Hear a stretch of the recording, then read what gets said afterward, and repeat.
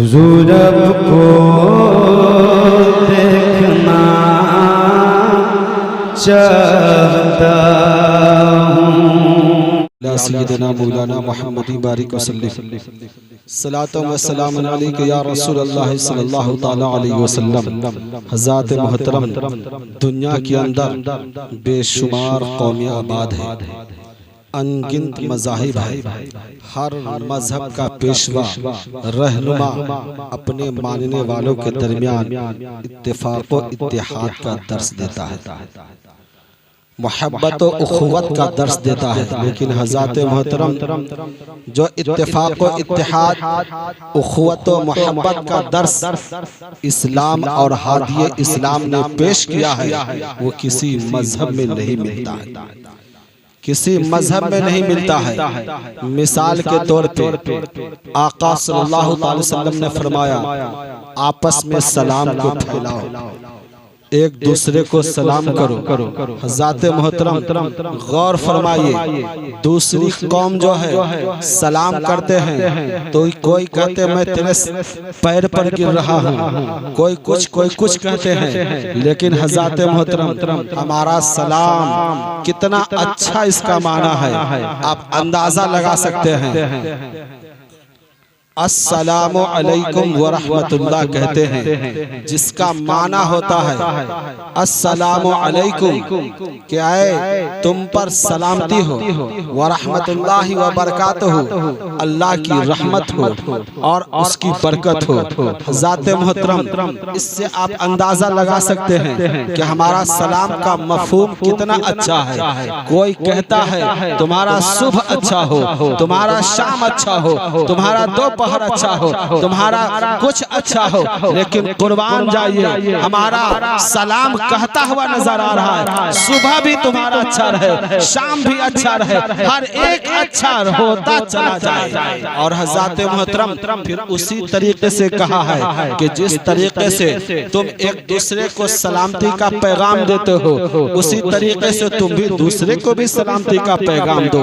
मतलब यह है कि अगर तुमने एक भाई से कहा अस्सलामु अलैकुम व रहमतुल्लाह, तो दूसरा भाई भी कहे व अलैकुम अस्सलाम व रहमतुल्लाहि व बरकातुहू, उसका भी मतलब यह हुआ क्या है, मेरे भाई तुम पर अल्लाह की सलामती हो, तुम पर अल्लाह की रहमत हो, तुम पर अल्लाह की बरकत हो। हज़रात मोहतरम, अब इससे देखिए, आका फरमाते हैं कि अगर कोई शख्स 3 रोज सलाम बंद कर देता है, अगर वो सलाम नहीं करता है, हज़रात मोहतरम आका फरमाते हैं तुमसे बात नहीं करता है, लेकिन तुम 3 रोज तक लगातार उससे सलाम करना शुरू कर दो, तो वो तुमसे बात करना भी शुरू कर देगा। इसलिए हज़रात मोहतरम सलाम को फैलाइए। आगे देखिए, इस हज़रात मोहतरम, ये सलामती की जो दुआ है ये जिंदे को किया जा रहा है, अस्सलामु अलैकुम, ऐ मेरे जिंदे भाई। लेकिन कुर्बान जाइए आका सल्लल्लाहु तआला अलैहि वसल्लम पे। आका सल्लल्लाहु तआला वसल्लम ने फरमाया है, क्या लोगों सुनो सुनो, जिस तरीके से तुम अपने जिंदे को सलामती का पैगाम देते हो, रहमत का पैगाम देते हो, खैर का पैगाम देते हो, उसी तरीके से तुम अपने उन भाइयों को भी सलामती का पैगाम दे दो, रहमत का पैगाम दे दो, भलाई का पैगाम दे दो, जो तुमसे पहले ईमान के साथ कब्रिस्तान जा चुके हैं। यानी जब वहाँ तुम पहुँचो तो वहाँ भी कहो अस्सलामु अलैकुम या अहलल क़ुबूर, क्या मेरे भाई जो तुम कब्र में हो, तुम पर भी अल्लाह की सलामती हो।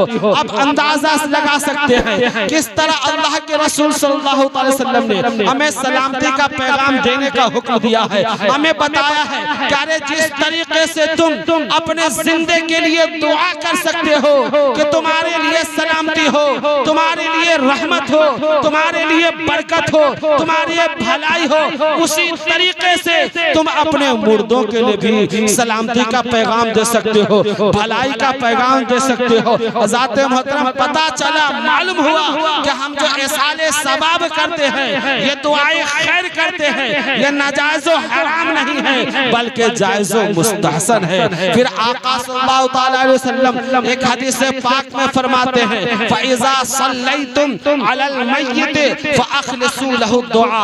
आका फरमाते हैं फ़इज़ा सल्लैतुम अलल मय्यित, कि जब तुम मैयत पे नमाज जनाजा पढ़ लो, आका फरमाते हैं फ़अख़लिसू लहु दुआ, उनके लिए खास कर दुआ करो। इस हदीस पाक से भी पता चलता है, मालूम हो रहा है कि मैयत यानी नमाज जनाजा पढ़ने के बाद अब दुआए खैर करना चाहिए। ये दुआए खैर अब हम बहुत तरीके से करते हैं। आप कुछ लोग कहते हैं ये चारों बिस्मा 40वां क्यों करते हैं? हज़रात मोहतरम अब गौर और फिक्र करें, दुआ के लिए कोई वक्त मुतय्यन नहीं है। आप तन्हा भी दुआ कर सकते हैं, अकेले अकेले भी दुआ कर सकते हैं, लेकिन दिन मुतय्यन करने की वजह यह होती है कि हम अकेले दुआ कर रहे हैं तो कोई जरूरी नहीं है कि अल्लाह ताला हमारी दुआ को कबूल कर ले। लेकिन हदीस पाक में आया है कि जहाँ 40 लोग जमा हो जाते हैं, अल्लाह उसके रसूल का जिक्र करते हैं, दुरूद पाक पढ़ते हैं, फिर दुआ जिसके लिए करते हैं,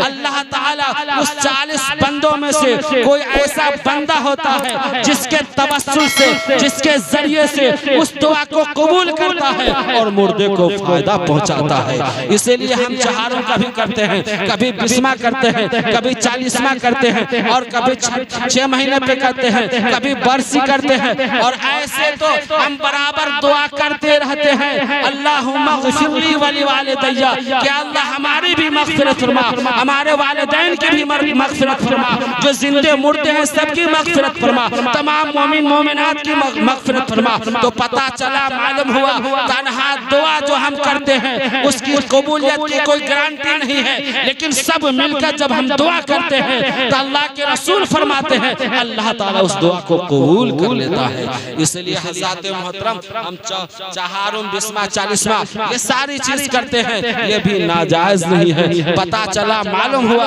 अगर हम ऐसे करते हैं तो हमें सवाब मिलता है। इसके जरिए से हमारे जो मरमीन चले गए हैं उन्हें भी सवाब मिलता है। एक आयत मुक़द्दसा में भी आया है, वल्लज़ीना जाऊ मिन बअदिहिम यक़ूलूना रब्बना इग़फ़िर लना व लिइख़वानिना अल्लज़ीना सबक़ूना बिल ईमान। वो उसमें आया है कि इंसान अर्ज करता है वल्लज़ीना यक़ूलूना आमन्ना, फरमाते हैं कि ईमान वाले अर्ज करते हैं ऐ परवरदिगार पाक आलम हमारी बख्शिश फरमा, हमारी बख्शिश फरमा, और हमारे उन भाइयों की भी बख्शिश फरमा जो ईमान के साथ सबकत कर गए हैं, जो ईमान के साथ चले गए हैं। पता चला, मालूम हुआ कि अगर हम इस तरह अपने मुर्दों के लिए भी दुआ करते हैं, जिस तरह जिंदे के लिए दुआ करते हैं, मुर्दों के लिए भी दुआ करते हैं, तो जिस तरीके से जिंदे को फायदा पहुंचता है उसी तरह मुर्दे को भी फायदा पहुंचता है। तो हमें और आपको चाहिए ऐसा साले सवाब करते रहे